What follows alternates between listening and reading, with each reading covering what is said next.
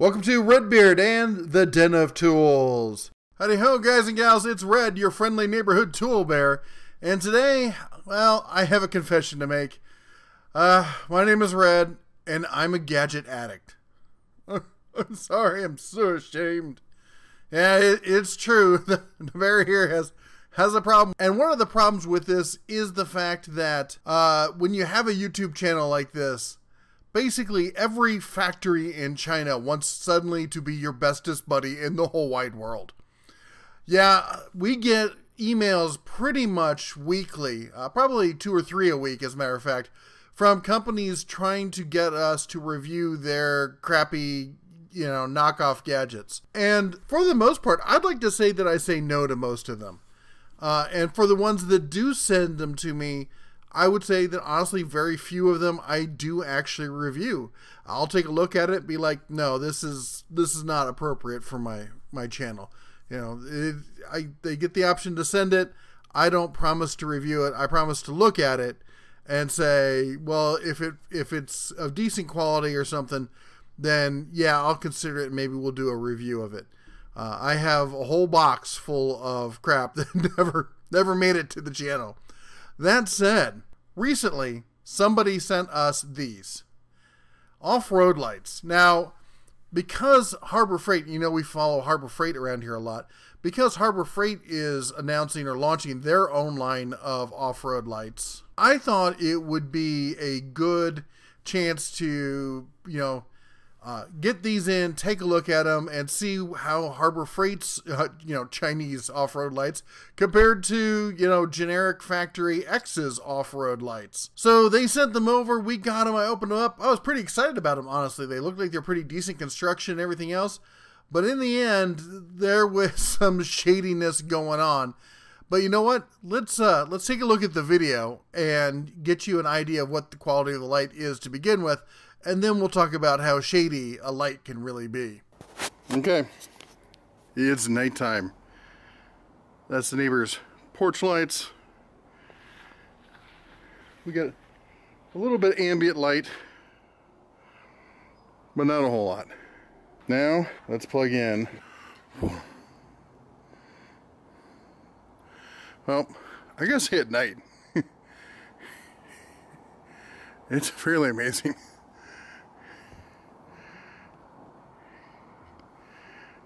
Some of the trees. Let's look at the back of the house.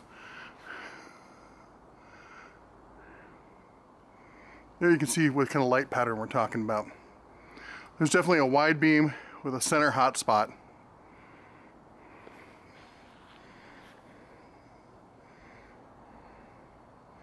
Let's put it down the ground. So I guess if you were cruising, these aren't half bad. In case you're wondering, it's the Duralast 700 peak amp jump starter with inflator. It has 38% battery life left in it.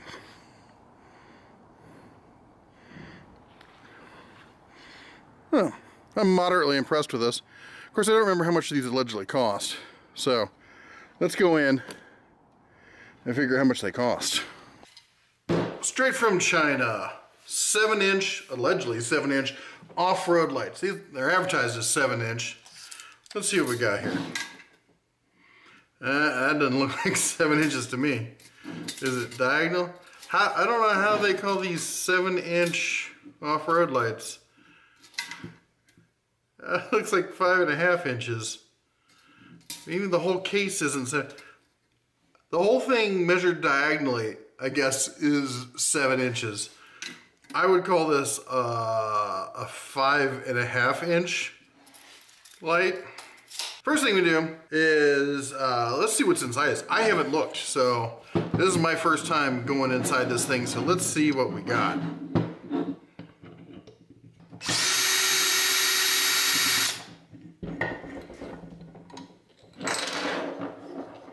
You can see what the internals look like.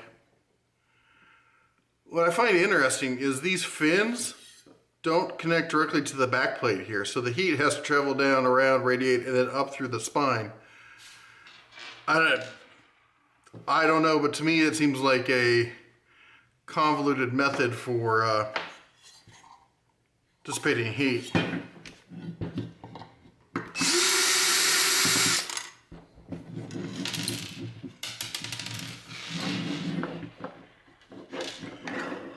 There's our plate.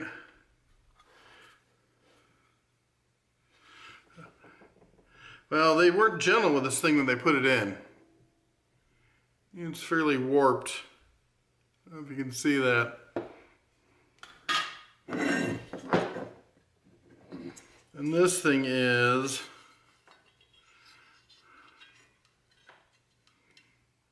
well, it does seem to at least be adhered to the backing, which is good, because you don't want to turn these on without some sort of heat sink on them.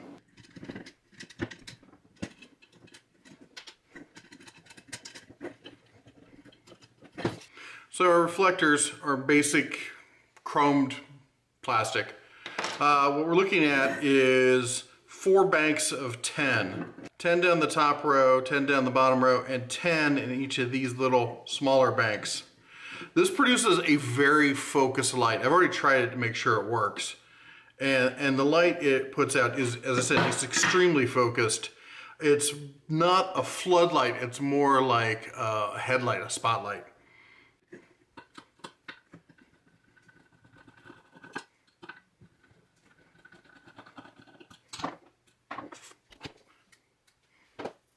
Okay.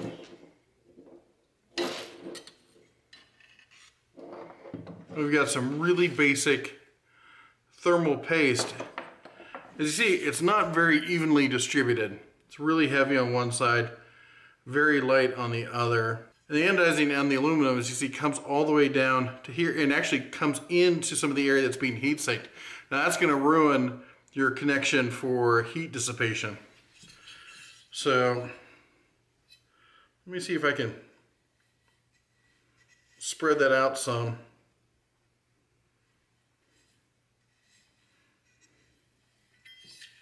This can be really bad.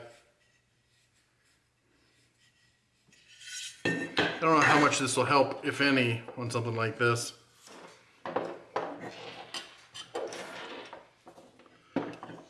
But this kind of globs of heat paste for contact are really not good.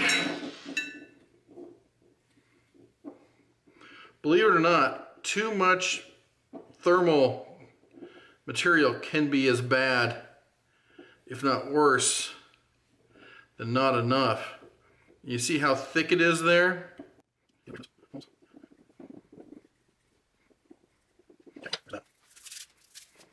see if we can put this thing back together. But that is essentially, that's your LED structure right there. It's a TH-T244-0Z-BS. Now let's see if it works. Oh, you probably want to see this part.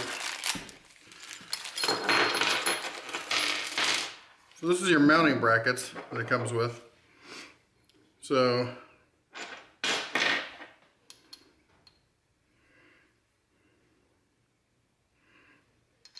I'm guessing this goes to whatever vehicle. You have your lock washer on the back, and this thing. There's your vehicle mount, and then this mounts this here. You see these bolts here? There's like mounts in that kind of realm. And the way it does is it goes through that into those. I've got a battery jumper thing over here, and we have light.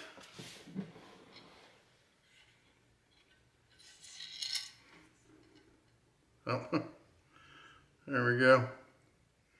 As you see, it's a very directional spotlight. Well, there you have it. As you can see in the video, the lights don't seem half bad. You know, for the price kind of thing. Yeah, I think the heat sink setup is a little bit weird. Not an especially good design. in that the fins don't connect directly to the back plate, so the heat has to travel around that void before actually getting to the dispersal mechanism for the heat. That doesn't seem like a good design.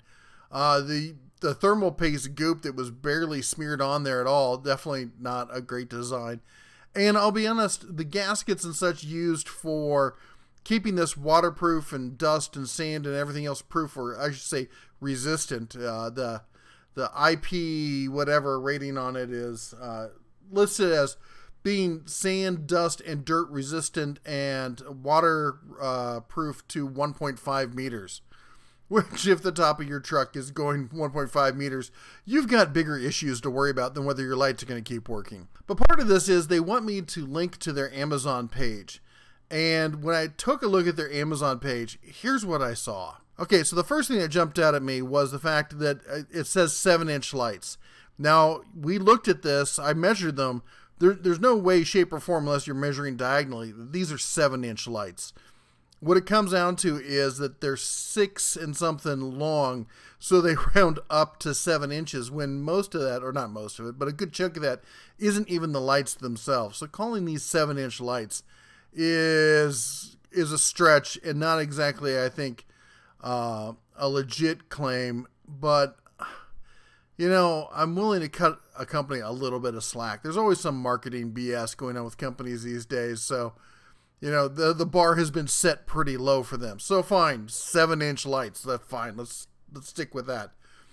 But look at that center light, the center light beams. It shows in there that these have 3 rows of center lights. But as you saw in the video, they clearly only have 1 row. So why is this? So I contacted them and said, why did you send me a product that only has 1 row of center lights when the product you're trying to get me to link to has 3 rows of center lights? Also, you sent me a product that has a 5-inch light, and you're claiming on the Amazon page that it's a 7-inch light. What gives? Their response was, and I kid you not, so sorry, Amazon must have sent you the wrong product. We don't even sell a product like that. Please don't post anything until we get back to you.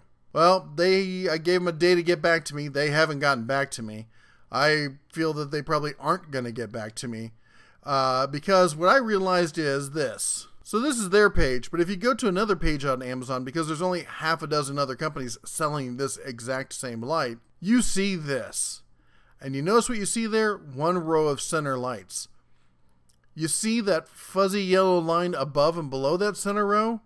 So what's going on is in the original picture, let me go back to it, that's the reflection off of the chrome plastic reflector in there, making it look like there's 3 rows when there's only 1. Now they've clearly taken a picture here at such an angle to make it look like that, because if you go through the rest of their pictures, in each picture, now this one they do outline the single row, but they don't mention, oh, by the way, there's no other rows. That's the closest they come to being honest here. In every one of these pictures, it clearly shows 3 rows of lights. You're telling me that they shot these photos at the perfect angle that just happened to make it look like 3 rows of lights. This other company actually looks like they went so far as to Photoshop their picture to remove any inference that there was a 3rd row of lights. Now granted, they charge a few dollars more for that honesty. And to be fair with NAO or whoever they're called, they're Z-Moon, who's the Amazon's choice for LED off-road lights, the best selling in this category, does essentially the same thing. They use pictures as well to give you the inference that there's more LEDs in there than there really are. But let's go back to NAO here. NAO's, again, the name of this company that allegedly makes these lights. And you can see this picture of them holding the light and shining down the street. And I'll be honest, I would say that that's pretty close to what you should probably expect from one of these lights. They may be holding 2 of them there. But take a look at this other stuff. Patented waterproof and dustproof. Oh, wait, what? Yeah, that's not the word patented. That's pated. Pated waterproof and dustproof. Now, you may think this is just some Chinese English where they've messed up the word patented, but I actually did a little digging, and pated in the English language, archaically speaking, also can mean clever. So they could be using this as clever waterproof and dustproof, and they could honestly stand there in a court of law and say, well, that's totally what we mean. We weren't trying to claim it was patented. We're trying to claim it's clever, and we're just using the English language. So, oh my gosh. Well, wait, the hits keep coming. IP68 waterproof, that is an international standard for waterproofing. What is that? 50,000 long life hours. Well, not according to a lot of the reviews, to be honest. Here we have a picture of the cooling fins on the back. I will say that there was a decent amount of cooling fins. I don't know if I would say the design is the best. With that round kind of tubular design, the wind's just going to peel over the top. It's not really going to get down in those fins. You need some sort of mechanism, air scoop kind of thing, that draws the air in to pass them over the fins, and I don't see that, you know, maybe a scoop on the side or something to make it go across. I don't see that happening. But they do mention that they are using high-quality aviation aluminum material, oversized groove texture design, and dust-proof, quake-proof, anti-corrosive, etc. Quake-proof, anti-corrosive, etc. Wow. It's just filling me with warm fuzzies here. There's some more of their heat sink design. Anti-radiation. I don't know. Honestly, I don't have a Geiger counter on hand, so they could be totally right about the anti-radiation claim. CE approved, waterproof, angle adjustable, dissipation performance. It has dissipation performance. We don't know if it's good, we don't know if it's bad, but it does have performance in dissipatory factors of some sort. Outward radial heatsink fins offer more cooling surfaces, if you say so. Angle can be adjusted to suit your application. Well, I should hope so. Are there many lights out there that don't allow you to adjust the angle on them? Maybe they're ones I don't know about. Now, one thing I do have to say is, what truck is that? I want to test drive that truck. Now, if you could send me that truck to do a video on, I would be a happy bear. Anyway, the point is this. The lights, you know, for $37.92, and they gave me a 20% off discount. I'll tell you what, if you want the 20% off discount, I'm not going to post it because I'm not real happy with these guys. But if you want it, email me, red@red-beard.com, and I will send you, you know, privately the 20% off discount, but I'm not going to post it publicly. I will, you know what I will do? I will post a link to these guys who were, you know, they may charge a few bucks more, but at least they're honest about what they're selling. They're rating at 6.48 inches, but look, they show that the LED portion itself is 5.4 inches. Now, they do call it a 7-inch LED light bar, but at least they are showing us exactly what you're getting. You can see that there is one row of lights there. They've clearly made efforts to Photoshop out the reflection of that center light to make it look reasonable as to how many lights you're getting. The IP68 waterproof. No excessive claims about the cooling fins. Good, clear description on how you mounting this thing. Nice description as to the color of lighting. 6000K. That's going to be a cool, actually you might find it a bit harsh kind of white light. And they picture it on, I think it's a Jeep. I want to say it's a Jeep. It looks like a Jeep, but you know, China, right?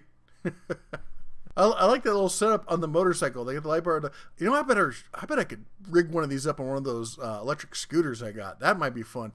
The front light on those things is kind of anemic. Anyway, there you go. That's our Chinesium light bar video for today.